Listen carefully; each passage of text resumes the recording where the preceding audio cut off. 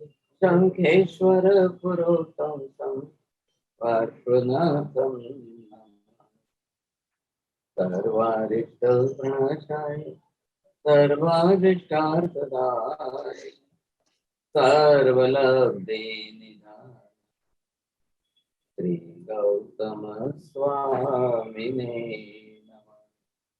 श्री सुधर स्वामिने नमः। अज्ञानतिमिरान्धनं ज्ञानं जनशलाकया नेत्रमुन्मीलितं येन तस्मै श्री गुरवे नमः। सभी आत्मार्थियों को जय जिनेन्द्र। पिछली क्लास की संख्या की दृष्टि से एक द्रव्य व अनंत द्रव्य कौन से हैं? आकास्तिकाय, धर्मास्तिकाय, अधर्मास्तिकाय, ये तीनों ही एक एक द्रव्य ही है। ये एक ही द्रव्य क्यों है? क्योंकि इनके समान रूप एक जैसा दूसरा द्रव्य है ही नहीं। आकास्तिकाय के दो भेद, लोकाकाश, अलौकाकाश, होते हुए भी एक ही द्रव्य है, क्योंकि संपूर्ण आकाश अखंड द्रव्य ही है। जैसा पानी से भरा हुआ बाल्टी में रखा हुआ ग्लास, वैसे ही धर्मास्तिकाय और अधर्मास्तिकाय एक एक द्रव्य ही है, क्योंकि उनके प्रदेश कभी खंडित होते ही नहीं। आगे साहिब जी ने अनंत द्रव्य के बारे में प्रकाश डालते हुए कहा कि आत्म द्रव्य की संख्या अनंता अनंत है। ऐसा क्यों कहा गया है? क्योंकि जैसे एक आत्मा अखंड असंख्य प्रदेश समूहात्मक पिंड, वैसे एक समान जाति वाले अनंत गुण वाले अनंत आत्मा है। सो अनंत मल्टीप्लाइड बाय अनंत बिकम्स अनंता अनंत। सो आत्मा द्रव्य की संख्या की दृष्टि से अनंता अनंत संख्यावाची शब्द से संबोधित किया जाता है। अब आगे आपने उद्गल द्रव्य की संख्या भी अनंता अनंत बताई है। अनंत समान गुण धर्म वाले परमाणु इकट्ठे होकर वर्गना बनती है। पूरे 14 राजलोक में अनंता अनंत वर्गना सर्वत्र फैले हुए हैं। इतने सूक्ष्म है कि दृष्टि गोचर में आते ही नहीं। उद्गल द्रव्य के गुण वर्ण गंध रस स्पर्श वाले द्रव्य समस्त लोक में एक समान गुण धर्म वाले सर्वत्र फैले हुए हैं। इसलिए अगेन अनंत मल्टीप्लाइड बाय अनंत बिकम्स अनंता अनंत। इसलिए यह सिद्धांत बनता है अनंत अनंता अनंत की संख्या अनंता अनंत आत्म द्रव्यों का और अनंता अनंत उद्गल द्रव्यों का अस्तित्व अनंता अनंत काल से था, वर्तमान में है और भविष्य में भी अनंता अनंत काल तक बना रहेगा। न संख्या बढ़ेगी न घटेगी, न कोई नई बनेगी, क्योंकि अनुत्पन्न अविनाशी है। कभी अस्तित्व नष्ट ही नहीं होगा, सिर्फ गति बदलती रहेगी। अंत में साहिब जी ने अंतिम सत्य क्या है यह हमें समझाया था। अंतिम सत्य वह है जो कभी परिवर्तन होता ही नहीं, भूतकाल में, वर्तमान में और भविष्य में हमेशा अपरिवर्तनशील ही रहता है अनंता अनंत काल तक। जो द्रव्य के गुण है वह अनंता अनंता तक ऐसा ही रहेगा। जो सर्वज्ञ ने प्रतिपादन किया है वह शंका रहित सच्चम सच्चम ही है। जो कोई भी इन 3 वाक्यों पर सच्ची श्रद्धा दृढ़ निष्ठा करते हैं, वैसी सच्ची श्रद्धा को सम्यक दर्शन कहते हैं। आप श्री ने हमें सम्यक दर्शन के स्टार्टिंग क्लास में यह बतलाया था, जम जम जिन्हें ही पवेयम तमेव निसंके सच्चम। जो जो जिनेश्वर भगवान ने प्रतिपादन किया है वही शंका रहित अंतिम सत्य है। कोई त्रुटि हो तो मिच्छामि। बहुत बहुत धन्यवाद आपको, बहुत अच्छी तरह। परमात्मा तीर्थंकर भगवंत ने केवल ज्ञान प्राप्त करके जो पदार्थों का स्वरूप बताया है, पदार्थ अपने आप में कैसे हैं, पदार्थों का स्वरूप क्या है, कैसा है, ये सारी बातें भगवान ने केवल ज्ञान प्राप्त करने के बाद ही बताई। क्यों भगवान ने पहले नहीं बताई? बोलिए हसमुख भाई, भगवान ने केवल ज्ञान बोलने के पहले ये बातें क्यों नहीं बताई? नहीं, चलो कानून बेल बोल तो। हाँ बोलो परमिता बेन।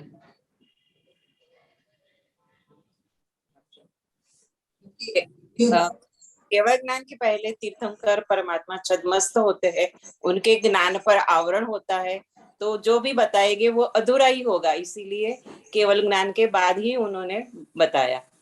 जब तक भगवान को केवल ज्ञान केवल दर्शन नहीं होगा, वहां तक संपूर्ण लोक अलोक सब कुछ नहीं दिखने में आएगा, सब कुछ जानने में नहीं आएगा।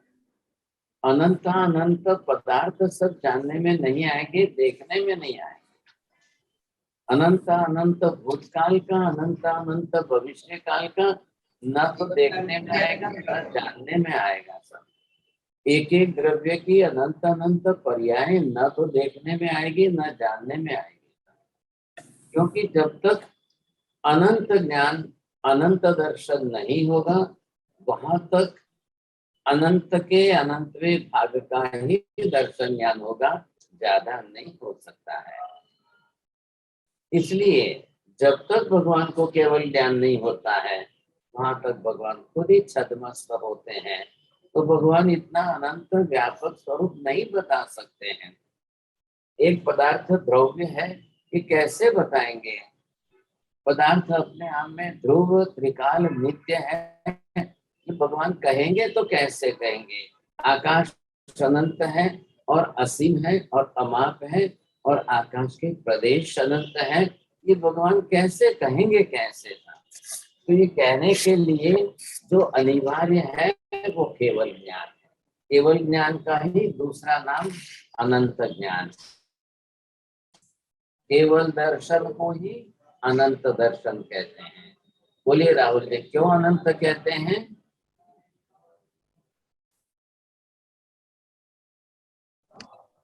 क्योंकि संपूर्ण जगत का ज्ञान होता है, इसलिए उसके बाद ऐसा कोई भी अनंत अनंत जीवों का, अनंत अनंत भूतगल पदार्थों का, अनंत अनंत काल का, अनंत अनंत पदार्थों का जो ज्ञान होता है, इसलिए भगवान का ज्ञान भी अनंत है और इसीलिए भगवान का दर्शन भी अनंत कहलाता है। सिंपल सिंपल बिल्कुल सादी बात को समझने की कोशिश करिए। तब क्या है, जगत के अंदर भूतगल पदार्थ कितने हैं? अनंत अनंत है। और संसार के अंदर जीव कितने हैं? अनंत अनंत है। अब इतनी अनंत अनंत की संख्या भगवान कहाँ गिनने जाएंगे? कब गिनने जाएंगे? एक आलू प्याज में अनंत जीव, एक लहसुन गाजर में अनंत जीव, और एक बरगना में अनंत परमाणु। अब ये भगवान कैसे देख पाएंगे, कैसे जान पाएंगे? क्योंकि जो केवल ज्ञान न हो, केवल ज्ञान न हो उसके पहले जो होता है मति श्रुत अवधि बना पड़े। ठीक है, चौथा मन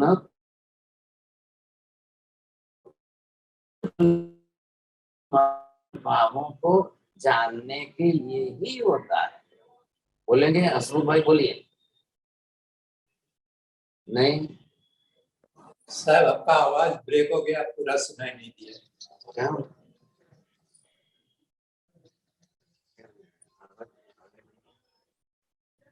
आवाज नहीं आ रही है? कभी कभी आती है, कभी कभी ब्रेक हो जाती है। सर, आपने जो लास्ट बोला ना, सिर्फ वही नहीं सुनाई दिया, बाकी तब तक सब ठीक था। क्या?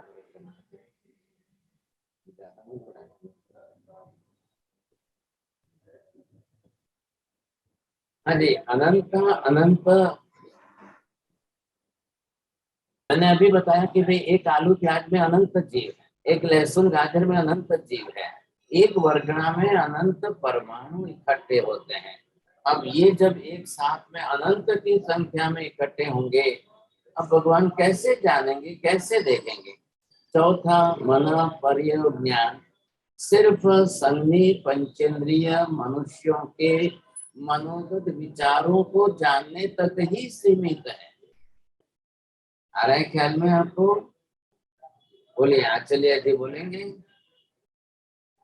हाँ जी महाराज जी, आपने बोला कि है ना, तीर्थंकर भगवान को मतलब केवल ज्ञान होने के पहले सिर्फ मति श्रुति अवधि मन परव्यज्ञान ही रहता है, और आपने मन परव्यज्ञान की बताई वो सिर्फ संगी पंचेंद्रिय मनुष्य तक ही जानने की सीमा रहती है। इसके विचारों को संधि पंचेंद्रिय मनुष्यों के या संधि पंचेंद्रिय प्राणियों के विचारों को जानने तक ही सीमित रहता है मनोपर्य ज्ञान। तो मनोपर्य ज्ञान से संपूर्ण लोक आलोक सब तो नहीं देख पाएंगे ना। मन पर्यव ज्ञान से कैसे होगा साहब? नंबर 2, राहुल जी ध्यान रखना, मन पर्यव का सिर्फ ज्ञान होता है, दर्शन नहीं होता है। अवधि ज्ञान का ज्ञान भी होता है, दर्शन भी होता है। केवल ज्ञान का ज्ञान भी होता है, दर्शन भी होता है। आगे बात ध्यान में। और मति ज्ञान और श्रुत ज्ञान का तो पांचों इंद्रियों से ही दर्शन होता है। मति ज्ञान का ज्ञान है, श्रुत ज्ञान का ज्ञान है। दर्शन किससे होगा? चक्षु दर्शन, अचक्षु दर्शन से। ख्याल आएगा? मन पर्यव ज्ञान का दर्शन तो होता ही नहीं है था। अब कितनी बात रही? मन पर्यव ज्ञान को छोड़ दीजिए तो 5 में से 4 बचे। 4 में से मति श्रुत की तो लिमिट हो गई। जितना इंद्रियों से ग्राह्य होगा उतना ही ज्ञान दर्शन होगा, वो मति ज्ञान का विषय है। आगे बात ध्यान में। अब बच्चा कौन? अवधि ज्ञान, अवधि दर्शन। अवधि शब्द का मीनिंग है अप टू सम लिमिट, कुछ लिमिट मर्यादित क्षेत्र तक का ही ज्ञान दर्शन हो, उसको अवधि ज्ञान कहते हैं। अब रही बात कौन सी? केवल ज्ञान है, नो लिमिट एट ऑल। केवल दर्शन है, नो लिमिट एट ऑल। आगे बात समझ में। इसलिए केवल ज्ञान को क्या कहा है? अनंत ज्ञान। केवल दर्शन को क्या कहा है? अनंत दर्शन। क्यों कहा है? अनंत पदार्थों का ज्ञान होगा, अनंत जीवों का ज्ञान होगा। एक शरीर में अनंत जीव है, उनका सबका ज्ञान होगा। और अनंत काल, अनंत भूतकाल का ज्ञान होगा, ज्ञान होगा। एक द्रव्य की अनंत पर्यायों का ज्ञान होगा। कहलाया जितने अनंत स्वरूप है सब केवल ज्ञान, केवल दर्शन से ही होने वाला है, जानने वाले। इसलिए ज्ञान दर्शन को, दोनों को अनंत ज्ञान अनंत दर्शन ही कहा है।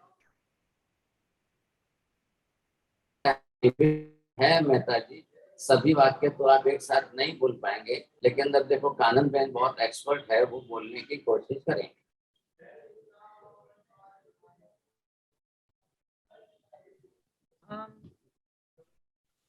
सर आपने बताया कि भगवान ने पदार्थों का स्वरूप केवल ज्ञान केवल दर्शन के बाद बताया है, क्योंकि उसके बाद ही अनंत अनंत काल तक पदार्थों का स्वरूप कंप्लीट बता सकते हैं वो।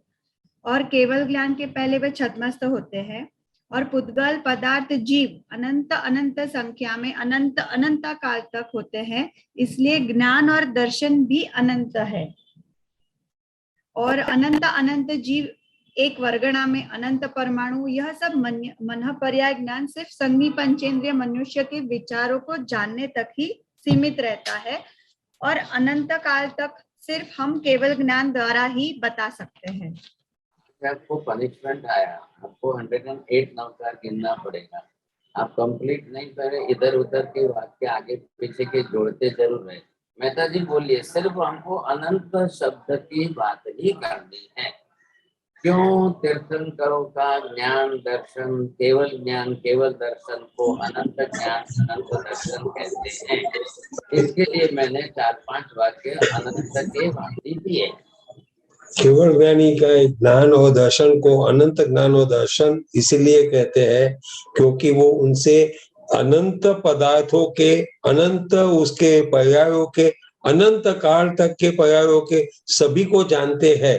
इसीलिए वो अनंत पर्यायों को जो जानता है, अनंत पदार्थों को जानता है, उनके लिए ज्ञान भी अनंत और दर्शन भी अनंत होता है। आपके एक कोई आए, आपको तो अभी सब 4-5 सेंटेंस और बोलने हैं।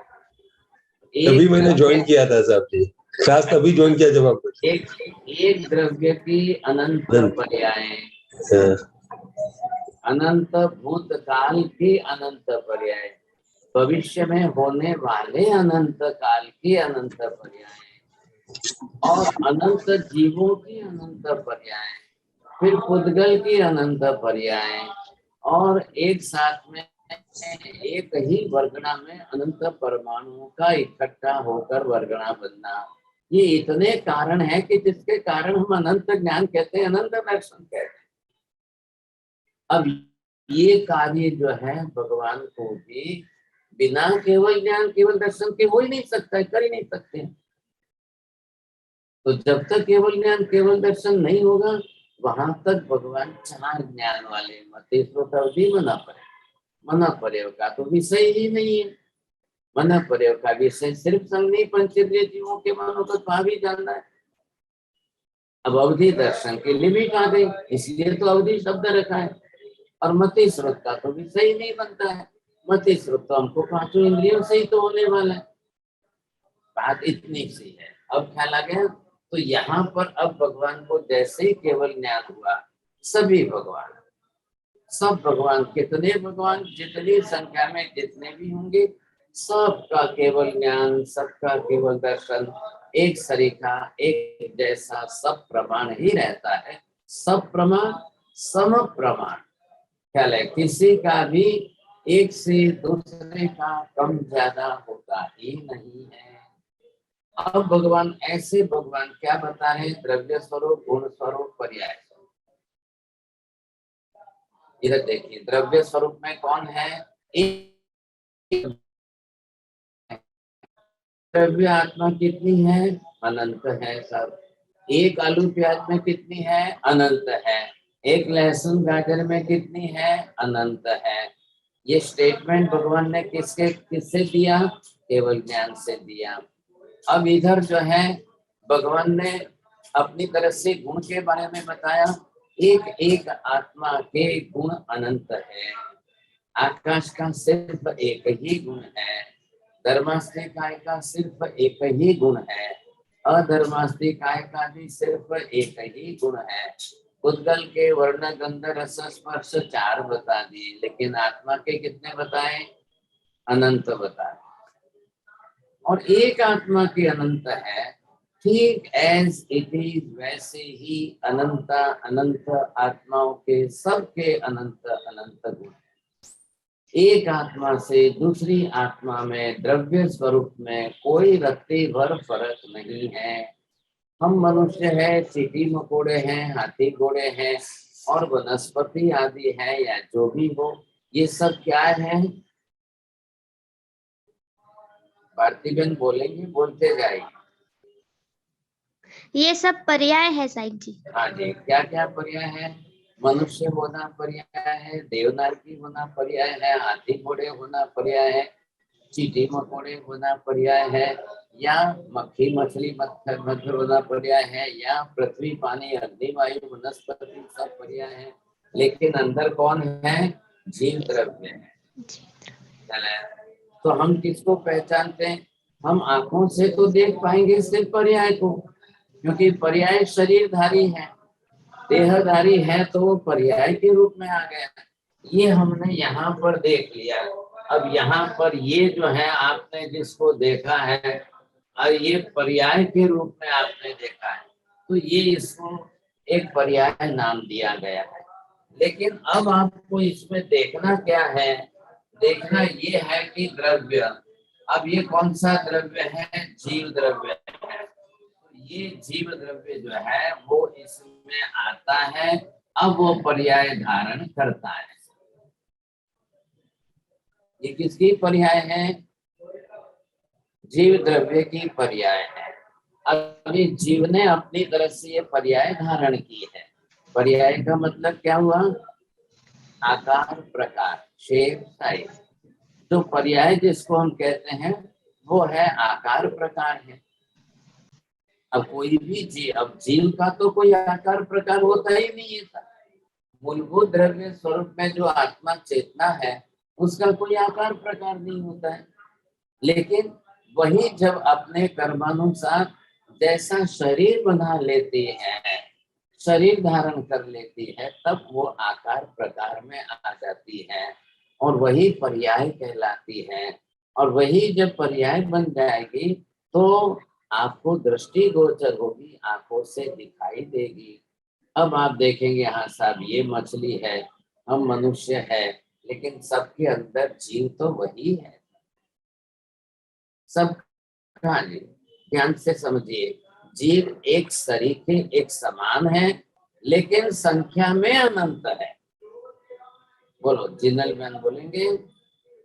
जी, जीव सभी एक ही प्रकार के हैं, लेकिन संख्या में अनंत है।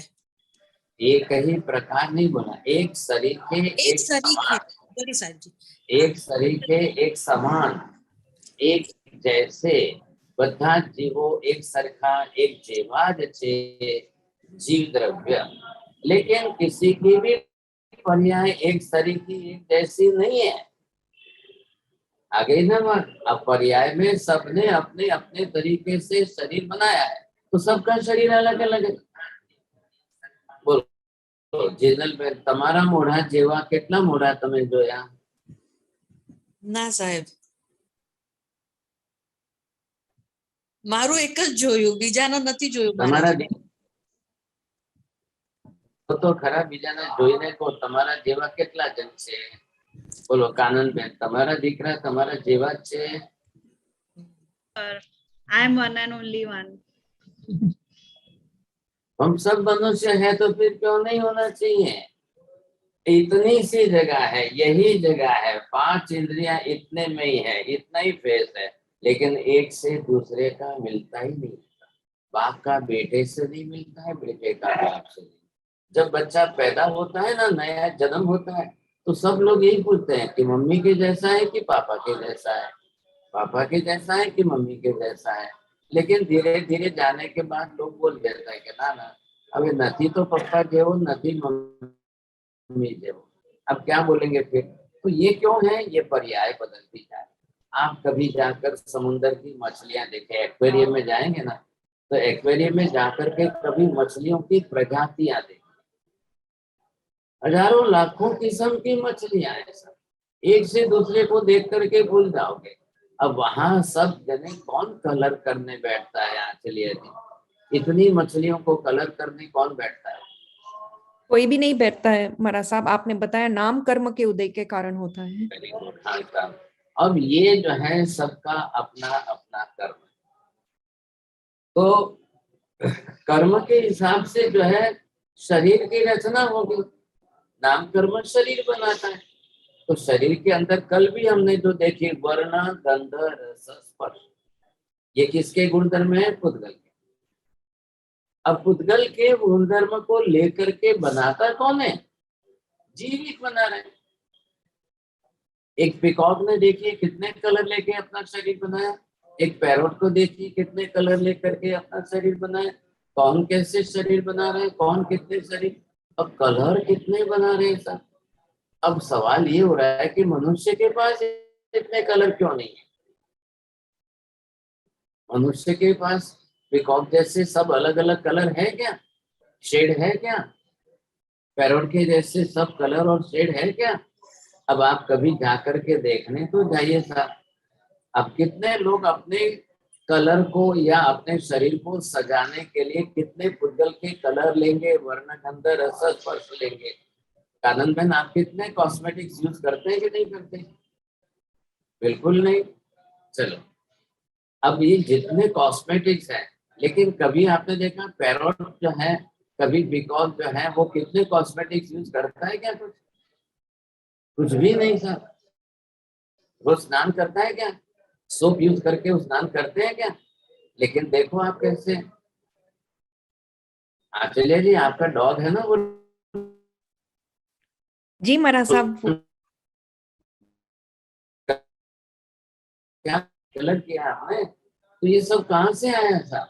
तो वो जीव जो है उसने अपने नाम कर्म के अनुसार अपने शरीर की रचना की। तो शरीर है ही पुद्गल का पिंड, तो पुद्गल के अंदर तो वर्ण गंध रस स्पर्श आएंगे ही आएंगे, तो कलर वगैरह सब उसी में। तो ये क्या है? सब पर्याय है। इसकी पर्याय है? द्रव्य की पर्याय है। अब द्रव्य बना है तो द्रव्य की पर्याय तो बनेगी। हमने अब तक क्या देखा है? द्रव्य गुण देखा है। आज हम पर्याय का विचार कर लेते हैं सर। अब भगवान ने क्या कहा है कि ये त्रिपदी जो है, इधर देखिए, मैंने बहुत पहले कहा था, शायद अब तो याद नहीं होगा। द्रव्य भी भगवान नहीं बना रहे हैं, गुण भी भगवान नहीं बना रहे हैं, पर्याय भी भगवान नहीं बना रहे। आगे बात ख्याल में, बस इसी बात के ऊपर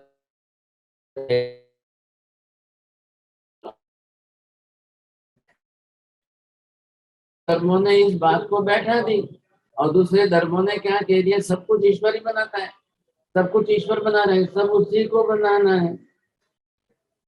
नहीं आ रही आवाज? आ रही है? थोड़ा सा आवाज स्लो है। आवाज स्लो है?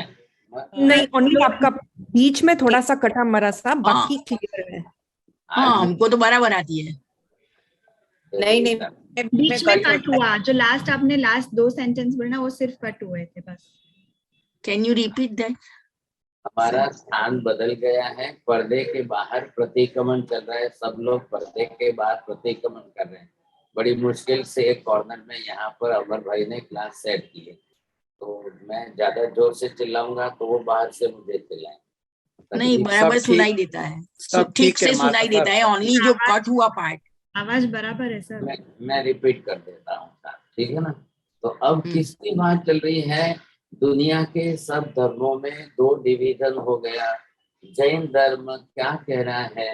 द्रव्य गुण पर्याय एक भी बात भगवान बनाते नहीं है। और दुनिया के सब धर्मों ने क्या कह दिया? सब कुछ ईश्वर की रचना है, सब कुछ ईश्वर की माया है, सब ईश्वर ही बनाते हैं, सब ईश्वर ही रचना करते हैं। द्रव्य भी उन्होंने बनाया, गुण भी उन्होंने बनाया, पर्याय भी उन्होंने बनाया। उनका ये कहना है कि नहीं बनाया, उसके पहले सब जीरो ही था, शून्य था। जीरो मतलब क्या था? सर्वथा सब शून्य ही था, कुछ भी नहीं था। तब जाकर के उन्होंने शून्य में से सृष्टि का सर्जन किया। अब Christianity will say the same thing, Islam is saying the same thing, Judaism says the same thing, even Hinduism says the same thing, but the Jainism says totally different thing. नहीं, भगवान को कुछ भी बनाने की आवश्यकता नहीं है। That's why according to the Jainism, God is not the creator, He is not the destroyer, He is not the sustainer of the world. You see, Mahavir साहब कहने कि मुझे कुछ भी बनाने की जरूरत ही नहीं है। अनंत अनंत जीवात्माएं हैं, आकाश अनंत है, लोक के बाहर भी अनंत आकाश है। मैं कहाँ लोक के बाहर जाऊंगा? और कोई भी नहीं जा सकता है लोक के बाहर। धर्मास्तिक है, द्रव्य ही नहीं है लोक के बाहर, तो गति कैसे होगी? कौन जाएगा, कैसे जाएगा? कुछ भी बनाने की आवश्यकता ही नहीं है। ये सब पदार्थ अपने आप में एग्जिस्टेंस है, अस्तित्व इनका बना हुआ है। ऐसी स्थिति के अंदर अब भगवान कह रहे हैं कि मैंने केवल ज्ञान से जो जाना, केवल दर्शन से जो देखा, वो मैं त्रिपदी के माध्यम से सबको समझा रहा हूँ, बता रहा हूँ। बोलो भारती बहन, बोलो, रिपीट करेंगे। भगवान बोल रहे हैं कि मैंने केवल ज्ञान से जो देखा और केवल दर्शन से जो जाना, उल्टा बोल गए आप, सीधा करो। मैंने केवल ज्ञान से जो जाना और केवल दर्शन से जो देखा, उसे त्रिपति के द्वारा बता रहा हूँ। इतनी सी बात है, बरोबर है। देखना किससे हुआ? केवल दर्शन से। जानना किससे हुआ? केवल ज्ञान से। अब भगवान वितराग भाव से त्रिपदी के माध्यम से पूरा स्वरूप बता रहे हैं। ख्याल है कि नहीं? अब ये बात हमको स्पष्ट समझनी है। इतना सा विषय है, इतनी सी बात है। ये मैंने जो चार्ट बनाया है आज, यही 1 बरस तक चलने वाला है। 1 बरस तक सबको यही समझना है। आया ख्याल में? तो क्या हुआ यहाँ पर? अब भगवान जो इन पदार्थों को, पदार्थ स्वरूप कैसा है? द्रव्य गुण पर्यायात्मक है। अब द्रव्य भी एक पदार्थ है, द्रव्य के ही गुण है, द्रव्य की ही पर्याय है, गुण की भी पर्याय होती है, द्रव्य की भी पर्याय होती है, क्योंकि एक द्रव्य परमानेंट है, गुण उसके परमानेंट है। तो इधर आपने क्या देखा? ये गुण जो है वो इधर देखने जाओ तो द्रव्य के साथ है, इधर देखने जाओ तो पर्याय के साथ है, फिर इधर देखने जाओ तो द्रव्य की अपनी खुद की पर्याय है, गुण की अपनी खुद की पर्याय है। इसलिए क्या कहा गया नियम? गुण पर्याय व द्रव्यम। ये आप लिखेंगे, थोड़ा सा आपको भी ख्याल आ जाए।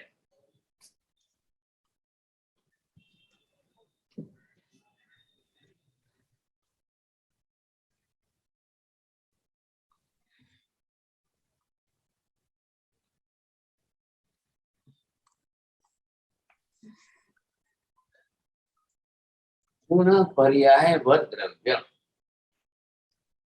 क्या मतलब हुआ इसका? गुण और पर्याय वाला जो होता है वही द्रव्य कहलाता है। बोलिए, चौरडिया जी बोलेंगे। हाँ महाराज, जो द्रव्य होता है वो गुण और पर्याय से युक्त होता है, गुण पर्याय वाले द्रव्य कहलाता है। बोलो, कांति भी बोलो।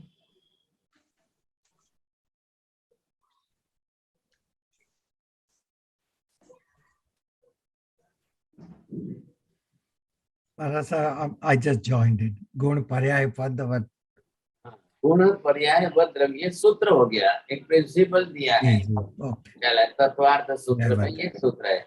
अब इसका मीनिंग ये है कि गुण और पर्याय वाला जो होता है वो द्रव्य है। तो इधर आपने क्या देखा, ये गुण वाला, और इधर जो है ये पर्याय वाला। अब मतलब क्या हुआ, द्रव्य अपने आप में गुण रहित कभी होता ही नहीं है। आया ख्याल में आपको? और गुण कभी द्रव्य रहित नहीं होता है, द्रव्य कभी गुण रहित नहीं होता है, द्रव्य कभी पर्याय रहित नहीं होता है, गुण कभी पर्याय रहित नहीं होता है। द्रव्य और गुण दोनों ही पर्याय वाले होते हैं साहब। ये हमको बहुत अच्छी तरह से स्पष्ट कर लेना है। बोलिए, जिनल बहन बोलेंगे।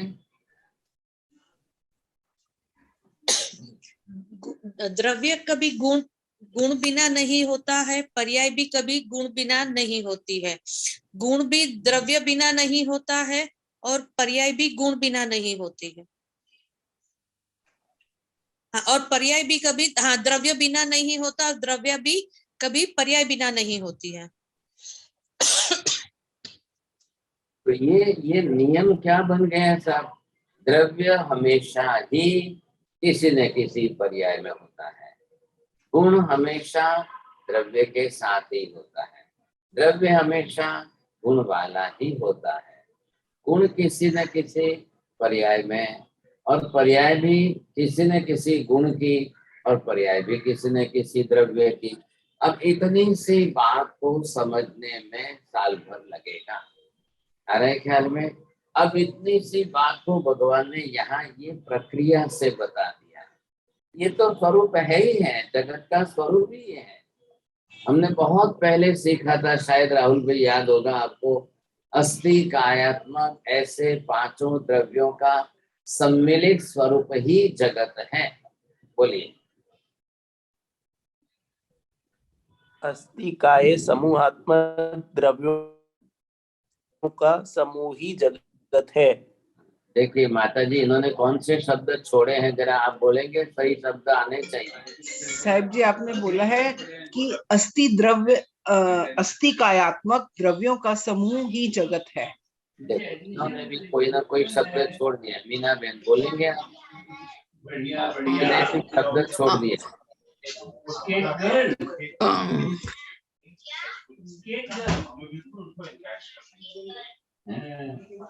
और क्या मम्मा? नहीं, कोई हाँ जी, मेहता जी बोलिए, आप बोलिए। उन्होंने पंचद्रव्य का शब्द छोड़ दिया था। हाँ बरोबर। अब आप पूरा बोलिए तो उनको ध्यान में आ जाएगा। अस्थि कायात्मक पांचों द्रव्यों का समूहात्मक स्वरूप ही जगत है। बस, बहुत अच्छी बात। बोलिए माता जी, वापिस बोलिए। अस्थि कायात्मक पांच द्रव्यों का समूह ही जगत है। अब ऐसे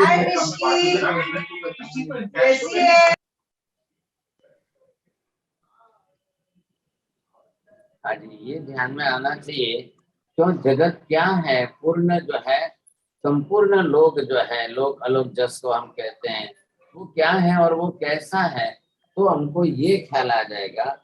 ये द्रव्य की बात की अभी, अब द्रव्य की बात की तो पर्याय उसके साथ ही है, हमको समझना ही पड़ेगा सब। तो पर्याय उसके साथ में है, तो द्रव्य कौन सा द्रव्य किस पर्याय में? अभी नियम क्या बोला था हमने? अभी नियम क्या बोला था? कोई भी द्रव्य बिना पर्याय का नहीं है, कोई भी द्रव्य बिना गुण का नहीं है। अभी तक हम गुणों को समझते आ रहे थे। अब हम पर्याय को भी समझ लेते हैं। तो ये जो है इसके अंदर आपको उत्पाद व द्रव्य की पर्याय पद्धति से अब पूरा जगत कैसा है ये समझाएंगे। अभी ये आपने देखा कि ये क्या है,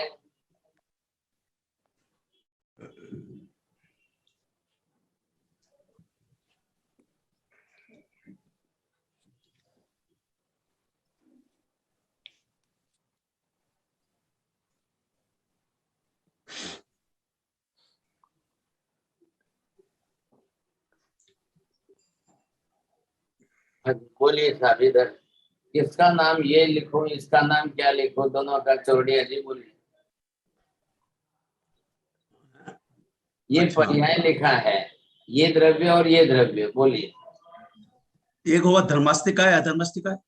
बिल्कुल सही बात है, आज आपको फर्स्ट प्राइज आ गया। पहले ये धर्मास्तिकाय द्रव्य है और ये अधर्मास्तिकाय द्रव्य है।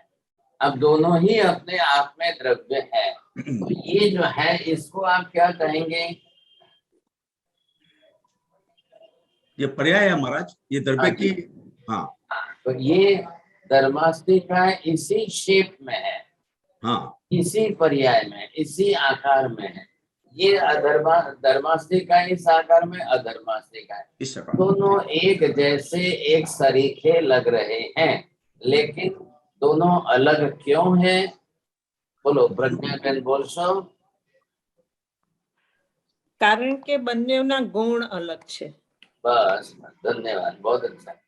दोनों द्रव्य जरूर है।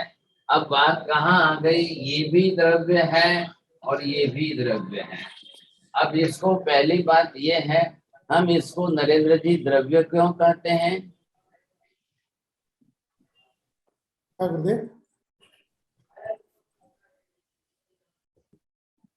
द्रव्य क्यों कहा है? चलिए हसमुख भाई बोलिए। ये अस्तिकाय पिंडों का समूह है, प्रदेशों का समूह। हाँ, श्रीमती जी को बोलने के लिए कहिए। द्रव्य इसलिए कहा है क्योंकि ये प्रदेश समूहात्मक पिंड स्वरूप है। चलो कानन बेन आप बोलेंगे। अब भी लास्ट 2 मिनट पहले जो सेंटेंस आया तो वो डेफिनेशन बैठा कर बोलना है।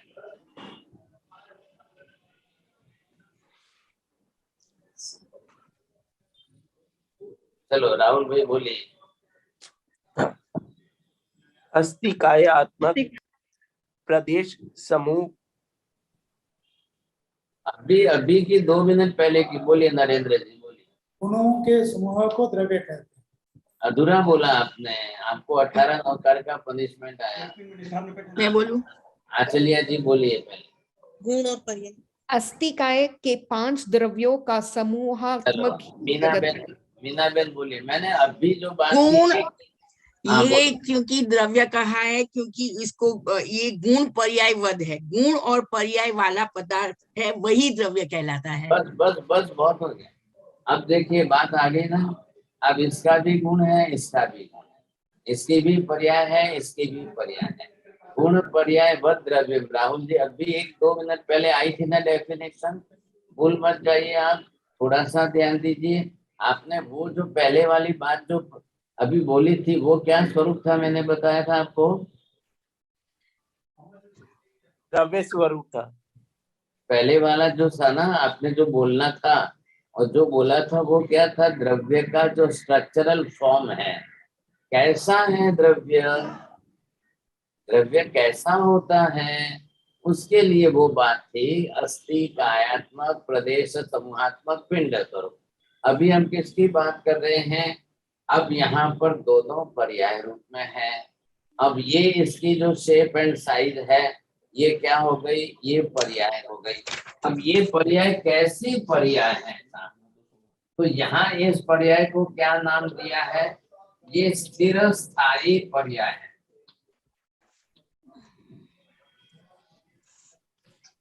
स्थिर स्थायी पर्याय है, परमानेंट पर्याय है, शाश्वत नित्य ऐसी ही पर्याय। इसलिए क्या हो गया? अब धर्मास्तिकाय अनंत अनंत काल में कभी भी अपना आकार प्रकार बदलेगा नहीं। अधर्मास्ति काय का भी अनंत अनंत काल में कोई पर्याय कभी बदलेगा नहीं। मेहता जी बोले। धर्मास्तिक काय की पर्याय स्थिर स्थायी पर्याय है, इसीलिए वो अनंत अनंत काल तक अपना पर्याय बदलेगा नहीं। वैसे ही अधर्मास्तिक काय भी स्थिर स्थायी पर्याय है, इसीलिए वो भी अनंत अनंत काल तक अपनी पर्याय बदलेगा नहीं। बस बात पूरी हो गई। अब ये द्रव्य कैसे द्रव्य है? ये अकर्ता द्रव्य है। कर्तापन इसके अंदर नहीं है, कुछ भी इनको करना नहीं है। कर्ता किसको कहते हैं कांति भाई? कर्ता किसको बोलते हैं? जो करवाता है वो करता होता है। थोड़ा शब्द सुधारिए, थोड़ा सा ही सुधारना है, आपको प्राइज आ जाएगा।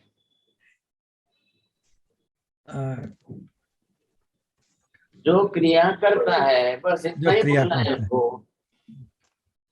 जो क्रिया करता है, जो स्वयं क्रिया करता है वो करता है। अब इनको क्या क्रिया करनी है? नहीं, इनको कोई अपनी तरफ से क्रिया करनी है इनको? जी नहीं, जी नहीं, बिल्कुल नहीं। तो जब क्रिया नहीं करेंगे तो ये कैसे कहलाएंगे? अकर्ता। करता। ये खुद होके कुछ नहीं करेंगे।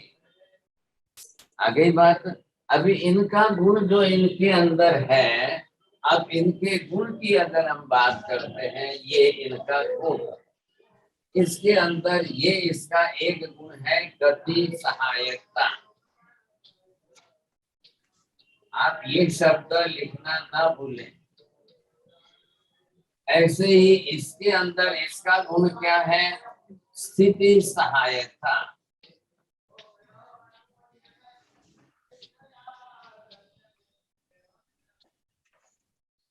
महाराज सर, सवाल ये होता है कि आपने कहा अकर्ता, तो इसमें निमित्त तो होते हैं ना? निमित्त भी नहीं होते? भले ही हो, निमित्त होंगे तो दूसरे के लिए होंगे ना। कोई क्रिया करने वाला होगा उसके लिए निमित्त बनेंगे, लेकिन खुद तो कर्ता नहीं हो जाएंगे ना। खुद कर्ता नहीं बनेंगे, लेकिन गुण रहित नहीं है। इसका गुण क्या हुआ और इसका गुण क्या हुआ? बोलिए नरेंद्र जी। का गुण है गति सहायता, गति में सहायता करना और इस गति में स्थिति देना। तो अभी ये शब्द भी अर्थ में जोड़ना है, ये शब्द अर्थ में जोड़ना है, और अब वाक्य रचना बना करके बोलना है। अब जो भी सही बोलेगा फर्स्ट क्लास फर्स्ट आएगा। साहब बोलो, आशा बेन साहब बोलेंगे आप। धर्मास्तिकाय द्रव्य गति सहायक हेतु है और अधर्मास्तिकाय द्रव्य स्थिति सहायक हेतु है। अकर्ता होते हुए भी दोनों द्रव्य एक गति सहायक हेतु और एक स्थिति सहायक हेतु है। चलो प्रीति बेन राम जी, आपको प्राइज लेना है तो जोड़ के बोलना। जी नहीं महाराज, नहीं लिखना? चलो ठीक है। ये मार्क्सर शुद्ध वाले कोई है, नाम नहीं मालूम है। चलो आनंद जी राम भैया बोलेंगे, नरेंद्र जी भाटिया बोलेंगे, कोई शैला बेन दलाल। आज उमेश जी जैन को क्यों खिड़की नहीं खोल रहे? चलिए बोलिए मीना बेन, आप कैसे जोड़ेंगे वाक्य को? धर्मास्तिक, ये दोनों द्रव्य है, धर्मास्तिकार और अधर्मास्तिकार। धर्मास्तिकार और अधर्मास्तिकार खुद होके कुछ क्रिया नहीं करेंगे। इसका गुण गति सहायक, धर्मास्तिकार का गुण गति सहायकता का है और अधर्मास्तिकार का गुण स्थिति सहायकता का है। तो आपको भी प्राइज नहीं आएगा। अब माता जी, आप प्राइज लेने के लिए ये शब्द जोड़ करके फिर ये बोलना है। धर्मास्तिकाय द्रव्य अकर्ता है, इसका गुण गति में सहायक है, गति सहायक तत्व है, और अधर्मास्तिकाय स्वयं में निष्क्रिय द्रव्य है, लेकिन वो स्थिति सहायक, उसका गुण स्थिति सहायक धीरे धीरे थोड़ी आदत निकालेंगे ना कि रिपीट नहीं करना है, चिन करके वाक्य बोलना है तो फायदा। आज बोलिए राहुल जी, बोलेंगे। धर्मास्तिकाय अकर्ता द्रव्य है और गति सहायक का इसका गुण है। अधर्मास्तिकाय अकर्ता द्रव्य है और श्रुति सहायक का इसका गुण है। मच्छानी दुखड़ा माता जी आप म्यूट करें प्लीज। माता जी आप म्यूट करें। बात क्या है आपको ख्याल आ गई। अब मैं बोलता हूँ, ध्यान से सुनना था। दोनों द्रव्य अकर्ता है, मतलब क्या हुआ इसका। इस शब्द को आप जोड़िए अर्थ से।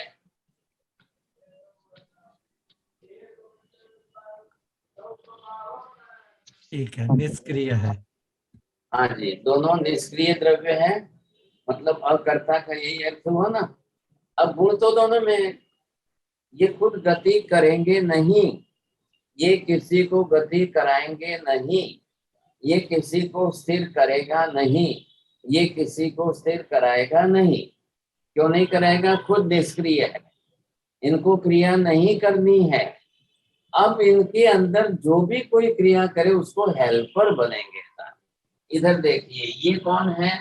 अब जो गति करने में जो गति करने वाला कौन है? ये जीव है, वो यहाँ से यहाँ जा रहा है। अब ये जीव है, वो यहाँ से यहाँ जा रहा है। अब ये क्या है? ये एटम है, वो यहाँ से यहाँ जा रहा है। भाई जिसको जाना आना है आप जाओ, मैं हेल्पर के रूप में आपके साथ तैयार।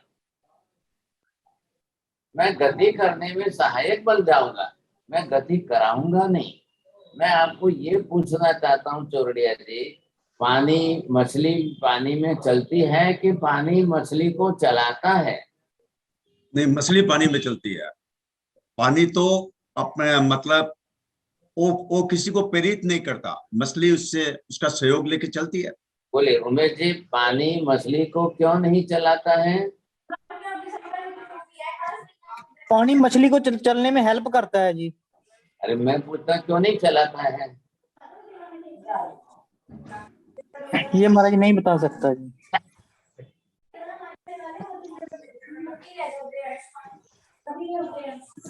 अरे पानी जो है ना, माध्यम द्रव्य है।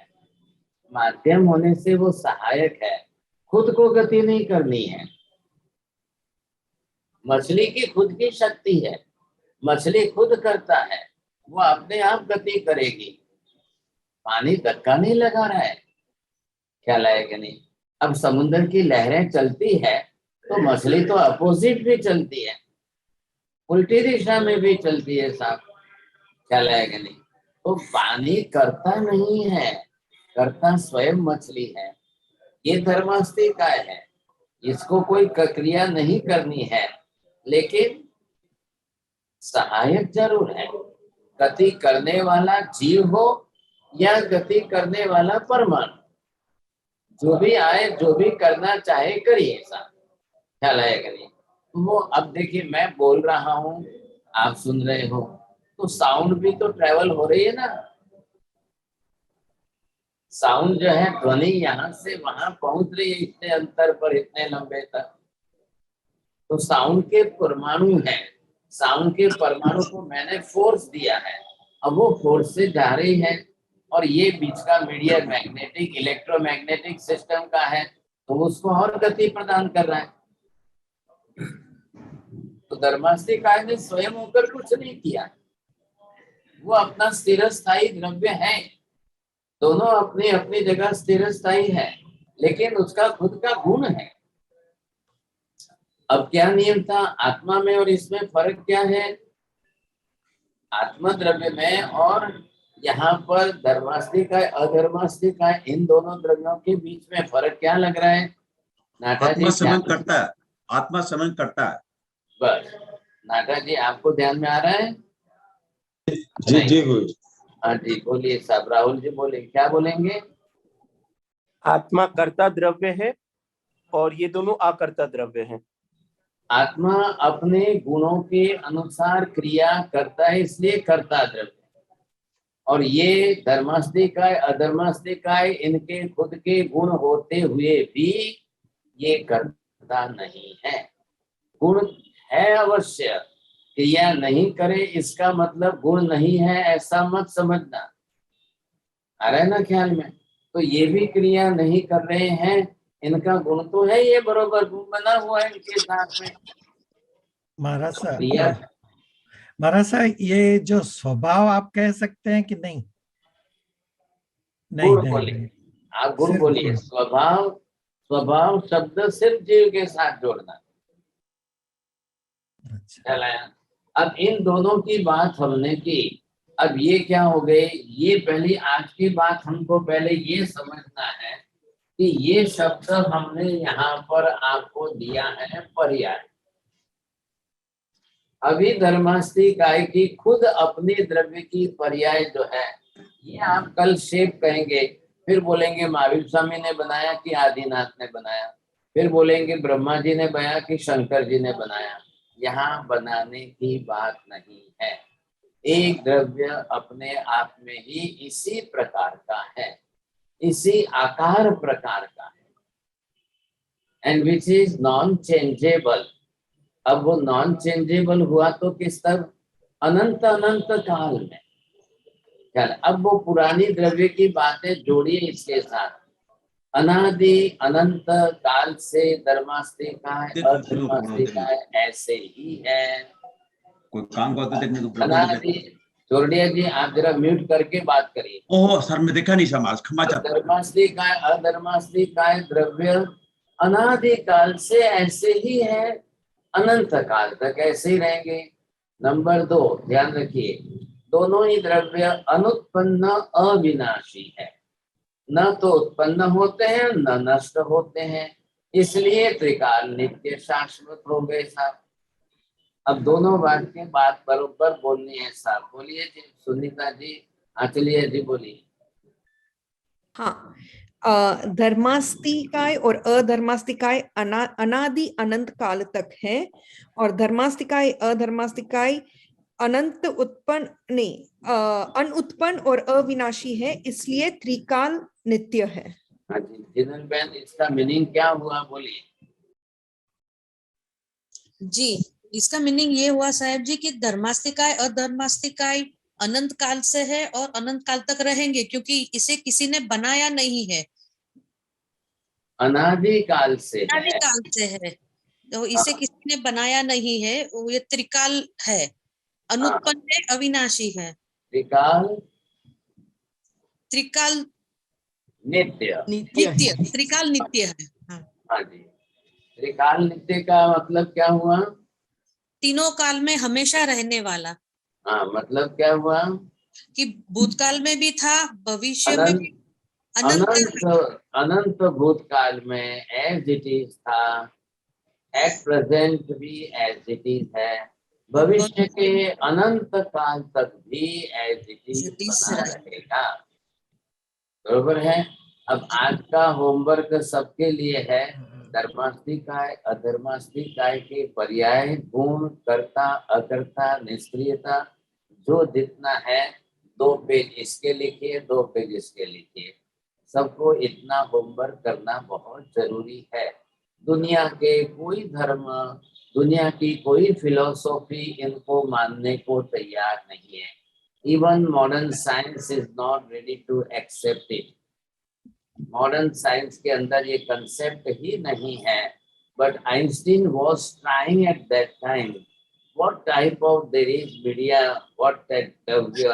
अब वो आइंस्टीन की थोड़ी कल्पना में ईथर के नाम से उसने कल्पना जरूर की, लेकिन कोई सच्चाई उनके पकड़ में नहीं आई। और आइंस्टीन के जाने के इतने वर्षों के बाद भी किसी को कोई ख्याल नहीं आया। ये सिर्फ और सिर्फ केवल ज्ञानी का ही दर्शन है। एकमात्र जैन दर्शन ने ऐसा स्वरूप बताया है। इसलिए आप बरोबर 2 पेज खाली होमवर्क कर लेंगे, एक एक सेंटेंस परफेक्ट होना चाहिए, तो बहुत बड़ी बात हो जाएगी साहब। बोलिए। हाँ जी चोरडिया जी पूछिए, आपको क्या पूछना है? हाँ महाराज, मैं इस टाइप का शब्द यूज कर सकता हूँ कि आत्मा अपने गुणों की करता है, ऐसा बोला जा सकता है? बिल्कुल है ही, इसमें क्या करना, नहीं आश्चर्य अच्छा की बात है। नहीं आत्मा अपने गुणानुसार ही क्रिया करती है, इसलिए नहीं मैं आत्मा जीती कर्ता द्रव्य है, क्रिया करती है इसलिए कर्ता द्रव्य। नहीं मैं खाली यदि इतना ही बनूं आत्मा अपने अपने गुणों की करता है, ये हो सकता है, बोला जा सकता नहीं है? नहीं, वो गलत हो गया। वो गलत हो गया। गुणानुसार क्रिया करती है इसलिए करता है, अब गुणों का कर्ता क्यों बोले? अच्छा हाँ, इधर तो बहुत गणित है भाई साहब, आप सीए है ना, वहाँ 2 का 3 चल जाएगा, यहाँ नहीं चलेगा, एक अक्षर अच्छा से अच्छा चलता है। अच्छा माता जी बोलिए। समझ गया। साहब जी, एक तो मुझे इस विषय का सबसे ज्यादा इंतजार था, मतलब इतनी जिज्ञासा थी मुझे इसके बारे में, और आज मतलब मेरी 15 मिनट वैसे ही क्लास थोड़ी देर से शुरू कर पाई मैं, लेकिन साहब जी एक बात और ये पूछनी थी, जैसे कि जो आपने ये होमवर्क हमें दिया है, तो धर्मास्तिकाय और अधर्मास्तिकाय में आपने कहा था कि त्रिपदी मैग्नीफाइंग ग्लास है, तो इसमें उत्पाद और द्रव्य का कैसे वो लागू होगा, क्योंकि ये आपने कहा स्थिर और स्थायी। सुनिए, त्रिपदी चालू नहीं की है, करेंगे तब मैं स्टार्ट करूंगा, अभी इतना ही लिखिए नहीं आपने स्वरूप में, अभी आगे मत बढ़िए, आगे मत बढ़िए, आप जब मैं त्रिपदी समझाऊंगा तब लिखिए, तब उसकी बात शुरू कीजिए। आपने कहा ना जैसे स्थिर और स्थायी है पर्याय इसकी, तो पर्याय स्थिर और स्थायी होती है? बिल्कुल होती है, मतलब उसमें कोई चेंज नहीं होता। ठीक। हाँ ये बात। लड़की जो है, जो लड़की के मदर है वो महती कृपा गुरुदेव। નરેશભાઈ મથેણું અંદાની हाँ जी बोलिए। આપણે અધર્માસ્તિકાયમાં જે ગુણ સહાયક માટે માછલીનું ઉદાહરણ છે, એમ અધર્માસ્તિકાયમાં સ્થિતિ સહાયકતા માટે કોનું ઉદાહરણ લેવાય? એ માછલી રોકાઈ જાય, અટકી જાય ત્યારે અધર્માસ્તિકાયનું ઉદાહરણ લેવાનું. આ મેં અહીંયા બતાવ્યું, હવે એ તમને અહીંયા બતાવી દઉં. ये यहाँ से यहाँ आया तो यहाँ रुका, ये अधर्मास्तिकाय के कारण रुका है, ये अधर्मास्तिकाय के कारण यहाँ आकर रुक गया है। ये स्थिर होना है ना, इसका काम रुकना में सहायक है, जो जहाँ आकर स्थिर हो जाएगा वो अधर्मास्तिकाय के कारण। अगर ये नहीं होगा अधर्मास्तिकाय तो फिर गति गति गति करते रहेंगे, बरोबर, वो रुकेगा ही नहीं कहीं पर, फिर इधर के रुकना बहुत जरूरी है। जरा आप थोड़ा ध्यान रखना, डिस्टरबेंस आ जाता है ना, आप जरा अनम्यूट करके दूसरी बातें बहुत आ जाती है, थोड़ा ध्यान रखना। हाँ चलिए, और किसको पूछना है? हाँ बोलो। हाँ द्रव्य जे प्रकार बोलिए, दीपक भाई बोलो। આપણે પાણીનું એક્ઝામ્પલ આપ્યું ધર્માસ્તિકાય માટે, તો હવે જીવ કાંઈ કરે નહીં, સમજો સ્થિર પડ્યા રહે અને પાણીના વેવ્સથી જીવનું હલનચલન થાય, એ શું કહેવાય? ધર્માસ્તિકાયની મૂવમેન્ટ કહેવાય કે કોની મૂવમેન્ટ કહેવાય? જીવ પડ્યા રહે તમે કેવી રીતે બોલો છો? જીવ પડ્યા રહે એમ કેમ બોલી? વિધાઉટ મૂવમેન્ટ પડ્યા રહીએ અને પાણીના તો વેવ્સ આવતા જ હોય. હા પણ તો જીવની શક્તિ છે ને, પાણીનો વેવ આવે કે ના આવે? समुद्र है तो टाइड आएगी, और सरोवर है तो नहीं आएगा, फिर भी वो गति तो करते ही रहेंगे ना, गति करने की शक्ति उसकी है। अब समुद्र में आपने बोला टाइड्स आते रहेंगी, जो है लहरें आएगी, लेकिन सरोवर में नहीं आती है, वहां क्या करेंगे? वहां मूवमेंट नहीं होगी। हाँ तो नहीं होगी, लेकिन मछली सरोवर में भी तो चलती है ना, बिना बिना जो है लहरों के बिना भी तो चलती है। तो ये है कि गति करने में सहायक, ये गति करेगा नहीं, गति कराएगा भी नहीं, हेल्पर ऑन। हाँ बोलिए आचल्य जी, आपको प्रश्न है? हाँ जी महाराज साहब, मेरा ये प्रश्न है, अपने गुण बताया ना पदार्थ के, तो एक तो जीव के अनंत गुण भी आ जाएंगे, और एक पर्याय तो पुद्गल है तो उसके वर्ण गंध रस स्पर्श आएंगे गुण में, सही है? मैं समझी वो? नहीं, वर्ण गंध रस स्पर्श सिर्फ पुद्गल के गुण है बस। आप दूसरा इधर उधर मत करना, पुद्गल की पर्याय जो है वो स्कंद, देश, प्रदेश आदि सब अलग अलग आएगी। गुण जो है वो गुण ही रहेगा, वर्ण गंध रस स्पर्श गुण रहेगा बस। अच्छा, तो वो ये गुण में इंक्लूडेड है, आपने बताया ना, जैसे द्रव्य, गुण और पर्याय, तो गुण में वो भी इंक्लूडेड है। कौन? वर्ण गंध रस स्पर्श। वर्ण गंध रस स्पर्श पुद्गल के गुण है, ये फिक्स लिख दो, इधर उधर मत करना। ओके, और जीव के भी अनंत गुण भी आ जाएंगे इसमें। जीव के अनंत गुण अलग है, वो वर्ण हाँ। गंध रस स्पर्श से लेना देना नहीं है। जीव के कौन से जो हम देख बढ़ रहे थे, ज्ञान, दर्शन, चारित्र, समता, नम्रता, तरलता, वो है। ठीक है। नमो हरिहंताणं, नमो सिद्धाणं, नमो हरिहरं, नमो वज्रायाणं, नमो लोहे सर्वसाहुणं, एष पंच नमोकारो सर्वपापप्रणाशनो, मंगलानं च सर्वेसिं परमं हवै मंगलम्। मंगलम भगवान वीरो, मंगलम गौतम प्रभु, मंगलम शूलिभद्राद्या जैन धर्मो सुमंगलम। चत्तारि मंगलम अरिहंता मंगलम, सिद्धा मंगलम, सब मंगलम, केवली पन्नतो धम्मो मंगलम। चत्तारि लोकोत्तम अरिहंता लोकोत्तम, सिद्धा लोकोत्तम, सब लोकोत्तम, केवली पन्नतो धम्मो लोकोत्तम। चत्तारि शरणं प्रवज्जामि, अरिहन्ते शरणं प्रवज्जामि, सिद्धे शरणं प्रवज्जामि, साहु शरणं प्रवज्जामि, केवले पन्नतं धम्मं शरणं प्रवज्जामि। सर्वमङ्गलमाङ्गल्यं सर्वकल्याणकारणं, प्रधानं सर्वधर्माणां, जयनं जयति शारदम्।